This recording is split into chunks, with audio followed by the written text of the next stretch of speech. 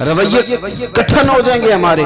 آپ ایک دوسرے کی جو دیکھیں نا حضور نے کیا فرمایا, فرمایا اذکروا محاسن موتاکم, تم میں سے جب کوئی بندہ دنیا سے جائے تو اس کی اچھی اچھی باتوں کا ذکر کرو. یعنی اس کی جو اس کا مطلب یہ ہے کہ ہر بندے میں کوئی اچھی بات ہے نا.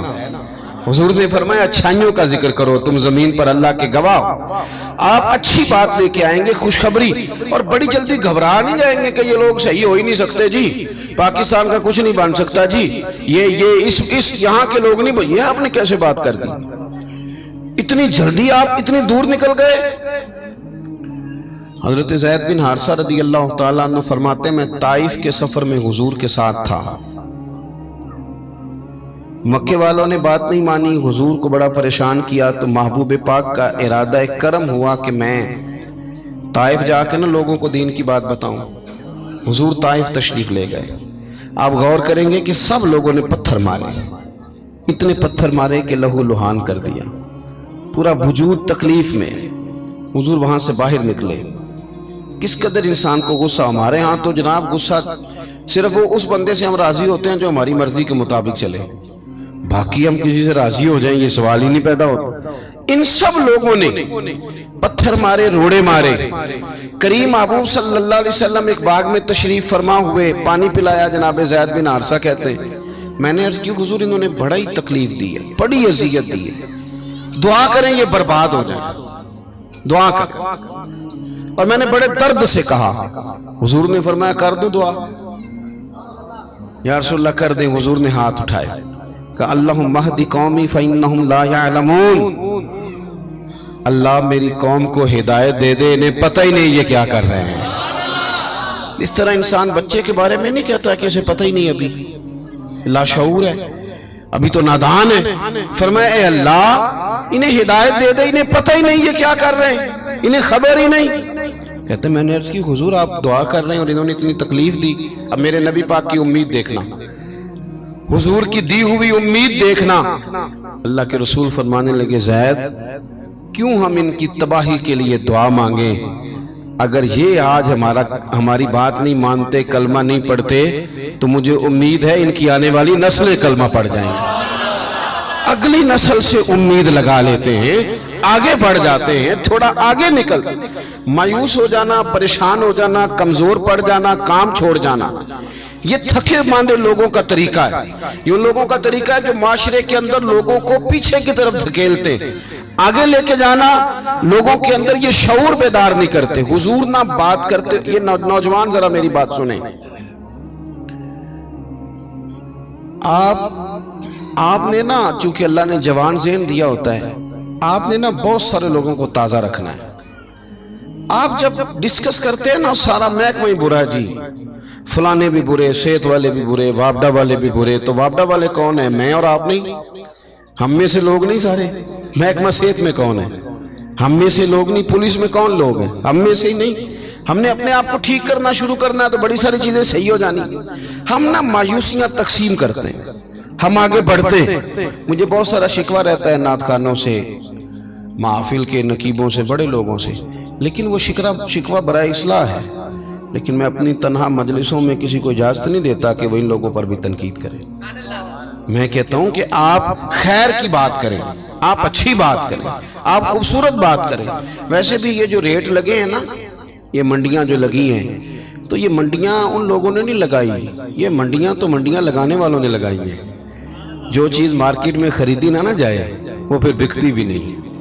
یہ تو کچھ خریدنے والوں نے تباہی کی ہے, انہوں نے کچھ کہیں جا کے نقصان پیدا کیا ہے. ورنہ جس کو پتہ چل جائے نا میرا ریٹ لگے گا نہیں, وہ بکنے کو تیار بھی نہیں ہوتا. تو تم نے خود آگ لگائی ہے چمن میں اپنے, کر کے توہین سحر شام کو الزام نہ دو. تم نے خود نور کا ظلمت سے کیا ہے سودا, کر کے توہین سحر شام کو الزام نہ دو. ان میں بڑے جی دوبارہ نہ آوے جے کوئی سنگی بھی. اللہ تعالیٰ آپ کو خوش رکھے. ازی کو اور گل کر رہے ہیں, تجھے سانوں اور پاسے لان لگے ہو. مہربانی کریں, اب کافی ہے جی, آپ بات سنیں. اللہ تعالیٰ آپ کو برکت عطا فرمائے, اللہ تعالیٰ آپ کو خوش رکھے, اللہ تعالیٰ آسانیاں عطا فرمائے. ذوق ہے آپ کا, کوئی سا بھی ذوق بنا لیں. یہ پیسوں کے لیے جب آپ نکل پڑتے ہیں نا, پھر آپ بڑی تکلیف میں سفر کرتے ہیں. پھر آپ حساب لگاتے ہیں کہ گھنٹے کتنے تو ہزار کتنے. फिर आप टेंशन का शिकार होते हैं। और जब आप कहते हैं ना सानू तख्त हज़ारे दी लोड़ की है, नाले की लगे शहर मंभोल दे नाल, असी ते अपनी बाल के सेकने आ, सानू की लगे किसी और दे नाल। करो मद है अहले दुवल रजा, वो पड़े इस बला में मेरी बला, मैं गदा हूं अपने करीम का, मेरा दीन पारा है नाने। आप तवज्जो करेंगे, मैं जो बात अर्ज कर रहा हूं उस पर आप थोड़ी देर गौर करेंगे। भाई मायूस ना हो, और ये बहुत ज्यादा जो आप डिस्कस करते हैं लोगों को ये नहीं करें। हमें तो हुक्म है कि यहाँ किसी को जाके तबलीग करनी है या उसके लिए दुआ करनी है, या उसे कहें कि सियाना हो जाए या उसके लिए दुआ करें। तंज करना और फप्तियां कसना और इस तरह के जुमले बोलना कि जिनके अंदर शगुफ्ता मिजाजी ना हो, वो अच्छा और शुस्ता लोगों का तरीका ही नहीं। देखिए हुजूर उम्मीद दिलाते हैं, उम्मीद। ये गरीब लोग हैं बेचारे, मायूस हो जाते हैं। थोड़ा सा कोई आदमी बीमार है वो मायूस हो जाता है, ना ना उठ बांध कमर क्यों डरता है, फिर देख खुदा क्या करता है। आप अपने अंदर शौक रखें, जज्बा रखें, हिम्मत करें। आप देखिए अल्लाह तबारक व तआला कितना करम अता फरमाता है। आप आगे बढ़ने का ज़ौक बनाएं। हजरत सलमान फारसी रज़ी अल्लाह तआला अन्हु फरमाते हैं, खंदक की खोदाई हम लोग कर रहे थे। उन दिनों बड़ी शदीद गुर्बत थी मुसलमानों पर, इस्लाम पर। हम लोगों ने भूख की वजह से पेट पे पत्थर बांधे हुए थे। 2 4 5 लोगों का खाना हजरत जाबिर इब्न अब्दुल्ला ने पकाया तो हुजूर ने फरमाया सारे चलो भाई। तो बड़े अजीब और कठिन हालात थे मुसलमानों पे। एक चट्टान टूटती नहीं थी। अर्ज की या रसूल अल्लाह सल्लल्लाहु अलैहि वसल्लम करम नवाजी फरमाए।